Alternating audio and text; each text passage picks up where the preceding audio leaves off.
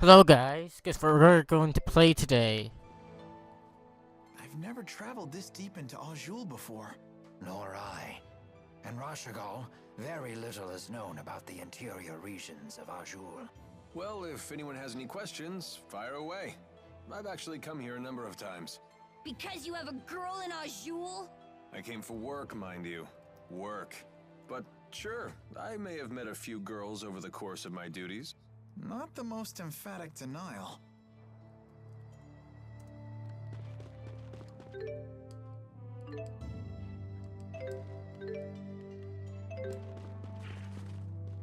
Okay, there's the cutscene. That was the cutscene I was anticipating, guys. I'll just let it play, and I'll shut it. Alvin? Huh? I've seen him using that bird to send letters before. To a woman, apparently. Sorry, folks, I'll be done in a jiff. Everyone, take 5.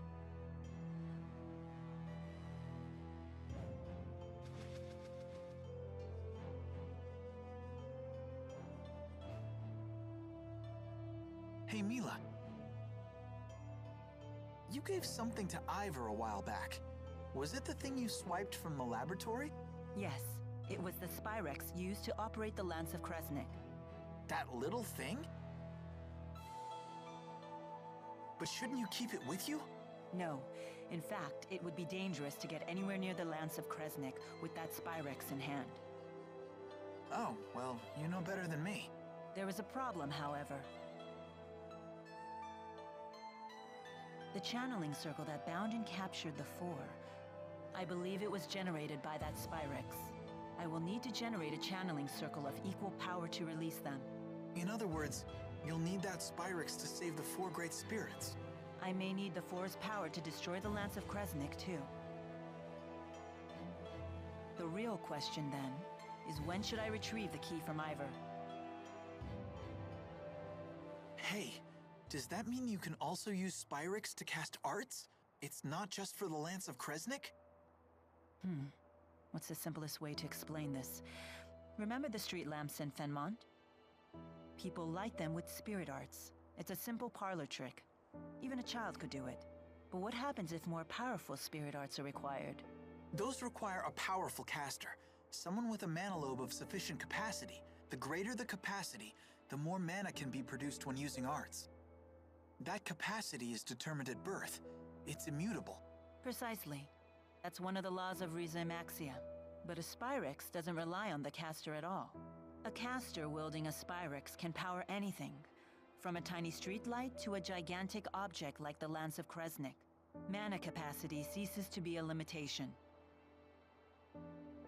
But that sounds really handy. It is handy, and that's precisely why it's so dangerous.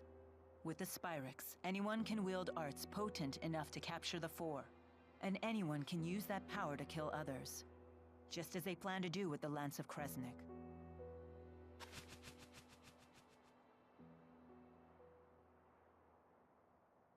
Anyhow, we should get going.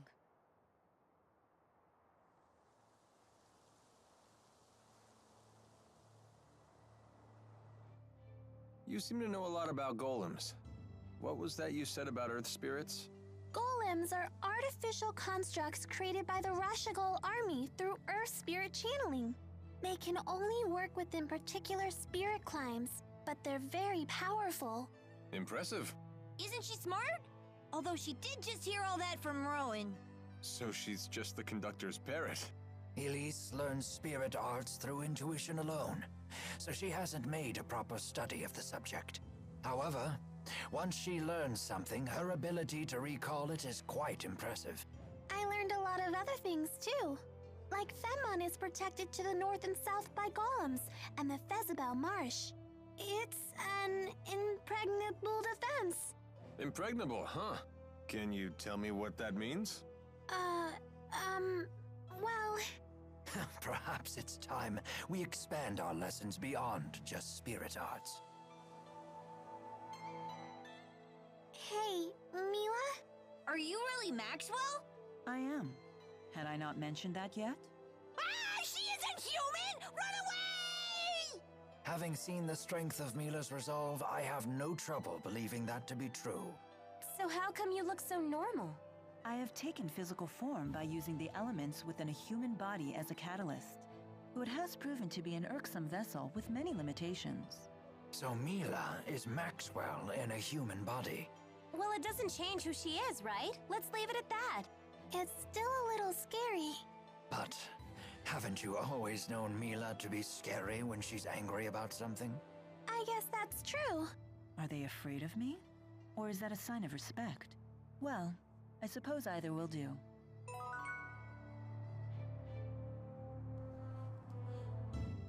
It's a pain, but I better try to bang out a letter. Let's see. Look, Alvin's writing another letter. My dearest, now that the interseasonals have blown their last, and the spirit climb has settled, my thoughts stray to you and your well-being. He's so formal. He's gotta be writing to a woman. That reminds me, Jude. How come you didn't answer any of the letters I sent to you in Fenmont? I didn't know what I was supposed to say. You only ever talked about yourself. Also, your penmanship could use some work. I can't believe you! You blow me off and still have the nerve to complain? But I could barely even decipher them. You yank the pen so hard it tears the paper. Well, maybe I'll just copy you. Your cutesy little bubble letters are straight from a little girl's diary. What? Guys aren't allowed to write neatly? That's sexist. I'm not being sexist. That's exactly how it looks. Then you've proven my point. You are sexist. I'll never run out of things to write about with these people around. Okay, I think the skits are over. Let's go ahead and explore this. And take our time. Another skit. My aching back. Your back hurts? Want me to give you a little therapeutic massage? Oh, that's very generous of you. Don't coddle the elderly kid. It never ends well. But he's in pain. I am grateful for the sentiment, Jude, but I worry that your hands might not be strong enough. Perhaps a massage from a nubile young woman would be more effective. You mean me? If I had the 4, I'd have Ifrit bathe your back in flame to increase blood flow. Then have Gnome send tremors up and down your spine. That would clear it right up. But I suppose I could still do most of that with my own arts. Go ahead. Show me where it hurts. Oh, I'm fine, really. Aches and pains are old friends to a man my age. Let's be moving on then. Huh? You don't want the massage? See what I mean? Yeah, no more coddling. Are you ladies feeling well? Anyone need a break? I'm okay. You sure are friendly. I thought mercenaries were supposed to be gruff and scary. That's just a stereotype. Although there certainly are a few like that.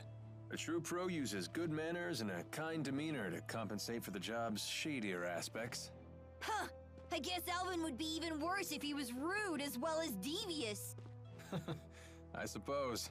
Man, you really are cool if you can let comments like that roll off your back, little buddy. Right? Sass from stuffed animals, cheeky teenagers calling me little buddy. Nope, don't care one bit.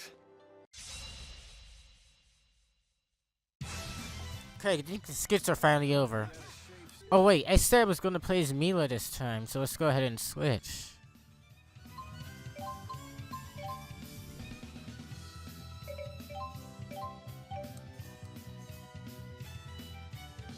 There.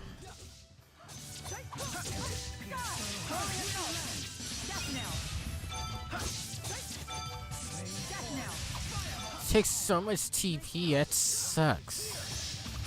You're better attacking than using arts in this game.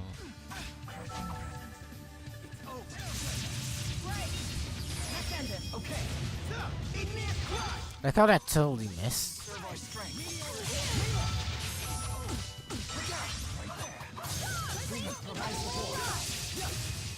An obvious out. Okay, I think I could talk about the gameplay this time. I think the gameplay is awesome. I could play it I played this game about 4 times. Let's do that again. Oh shoot, CP much.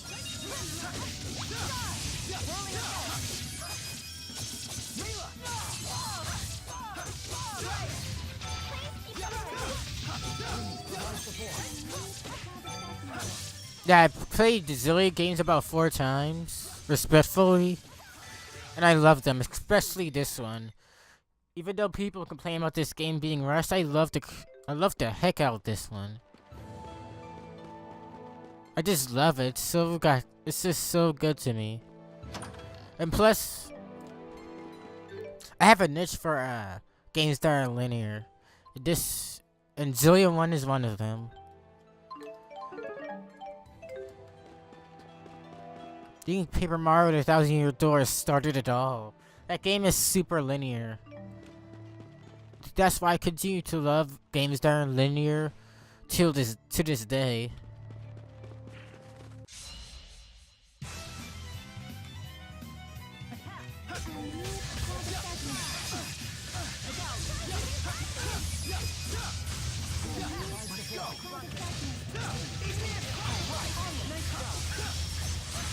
Age breeds greater experience.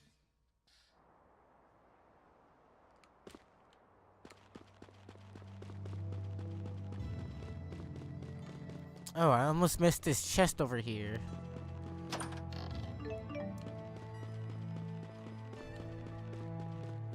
This might be an unpopular opinion, but I really prefer linear games over non-linear games. Because of the reasons I stated before.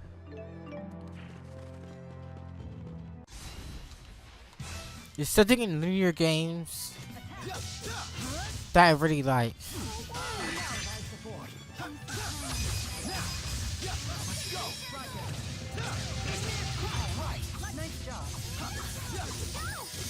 Just something that I really like about linear games. It feels kind of nostalgic.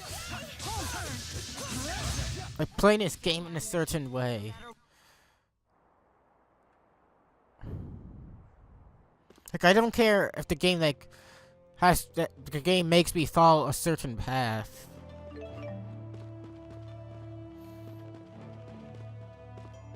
I actually like it when the game makes me follow a certain path because I will know where I have to go. And I also realized something. Even though the Tales of games are starting to get more non-linear than linear, I appreciate that they're doing this.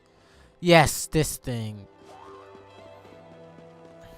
Because I will at least know where I have to go in the open world. That's exactly what I like about Tales of Hysteria. You know, that game is like more open than Xillia 2. That game is more open than the Xillia games. I at least know where to go to. That's why I want in open world games or non-linear games in general. I would like to know where to go. Because if I don't know where to go, I will get a little aggravated. And possibly not return to playing that game again.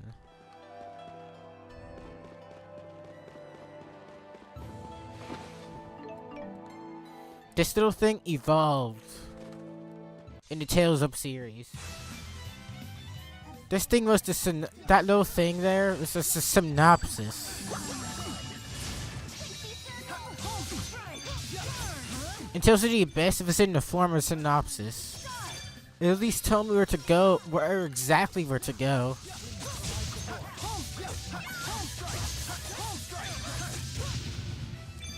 That's why I like about Abyss. Even though it was non-linear, they at least told me where to go. With this is super useful. It literally just tells me where to go, just in case I forgot or I'm lost or something. Pretty awesome to me.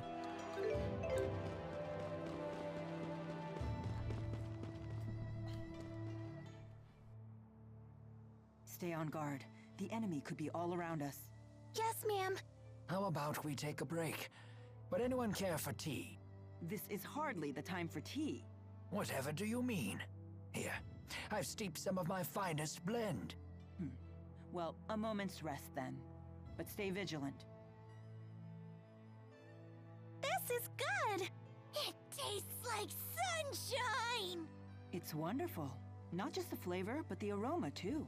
It's my own special mix. The aroma comes from dried fruit peels. That's peculiar. After just one cup, I feel completely energized. I'm better than ever! Such is the magic of good tea and idle conversation.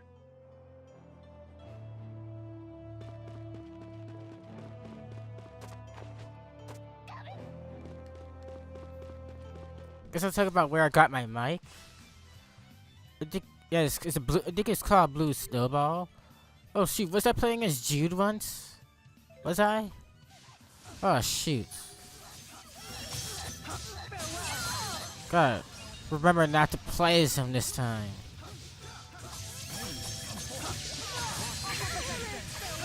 Oh, I didn't mean to use that.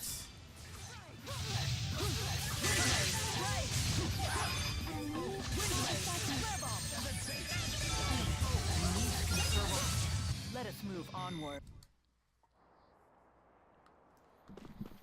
What if Nose and Tails' Hysteria is like basically they improved on what they did with in the Xillia games. Like for example, they literally improved this. They improved the animation for this. That's just insane, guys. It's pretty cool. Never thought they could improve it even more than you thought they would. They also improved the dash ability. Yes. In the Xillia 1, the dash ability is not there. It literally is not there. In Xillia 2, it was like they added the dash ability there. You have to press R2 to do the dash. Oh no, I'm not playing as you again.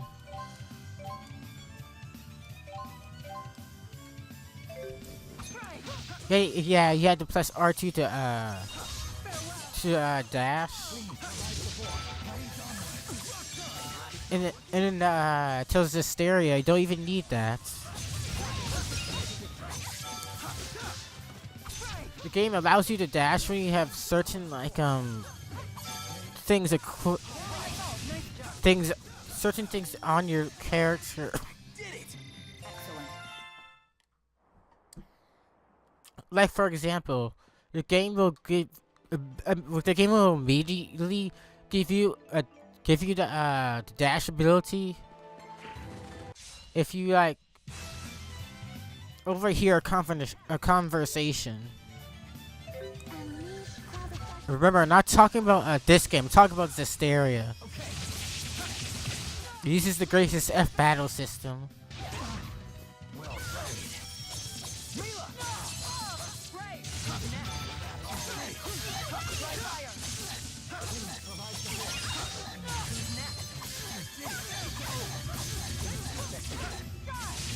The likes of you will not stop me.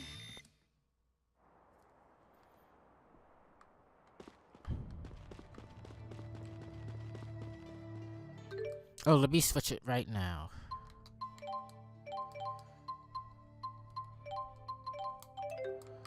That'll fix it. That'll fix it.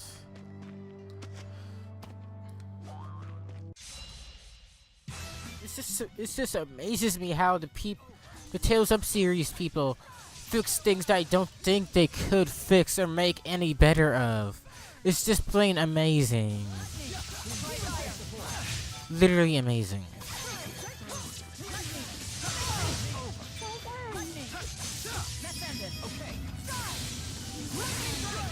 This is the power of math.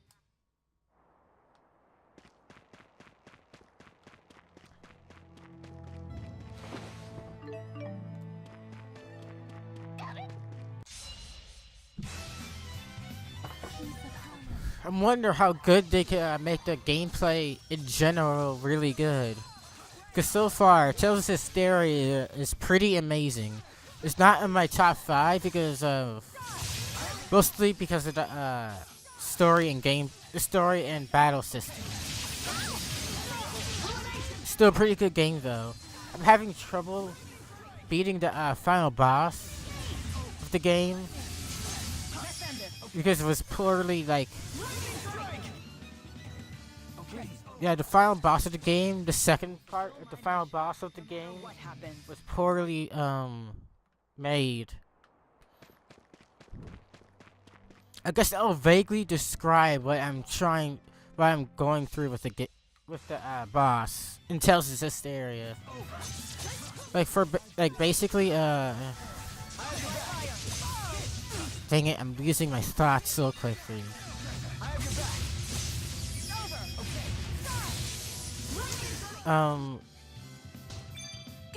So basically you had to put like so much you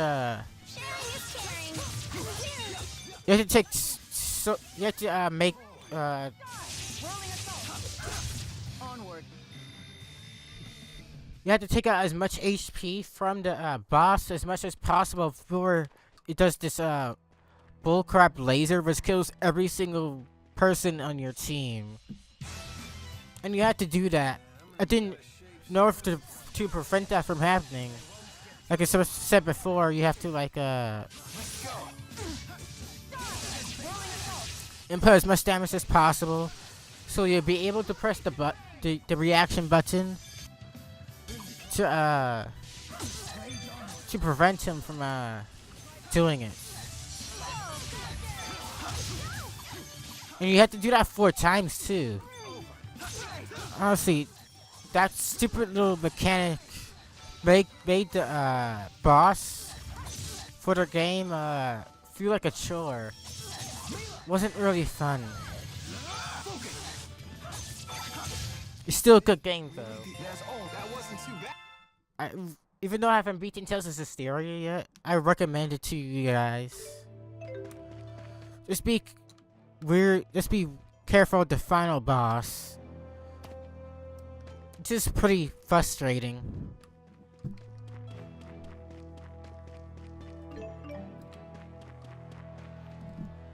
Oh, and this is on February the 15th. To clarify everything.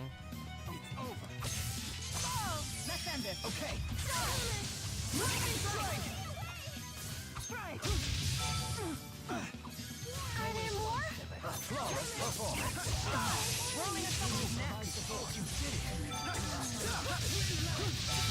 Age breeds. All right.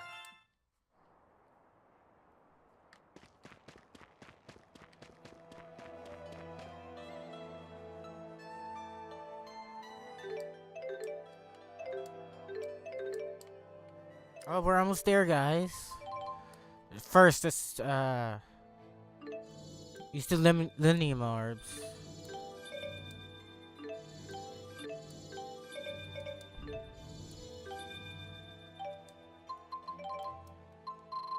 And equip the skills.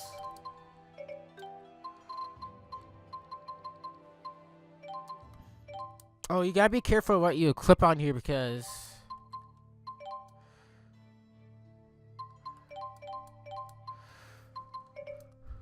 if you equip a certain quote-unquote skill, I forgot the name, but if you equip that skill, it'll literally make your attacks and arcs take 1 damage each for your partner and for you and your partner, who you're linked up with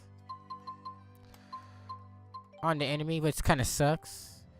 So you gotta be careful what you're picking. I had to learn the hard way.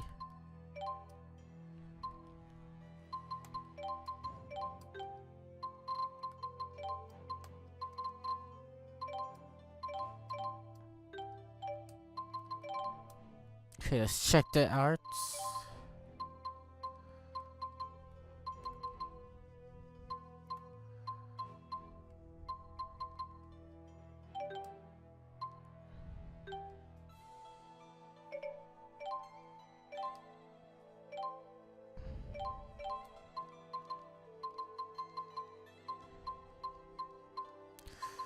Doesn't look like Jude learned any arts, so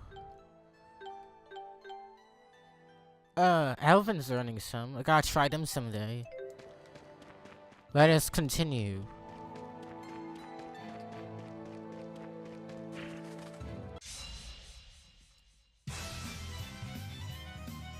Okay, it's over.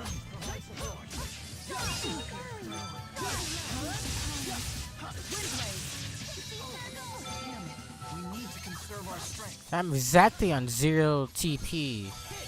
Don't worry.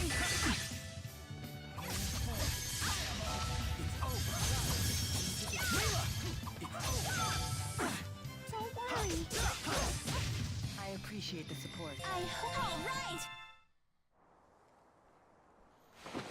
Again, I love this game to death. And I don't really care if it's rush or not, because it doesn't really matter. As long as the game is fun, it doesn't really matter if it's rushed, guys. I guess I'm gonna end it here, guys. If you like this video, please like, share, and subscribe.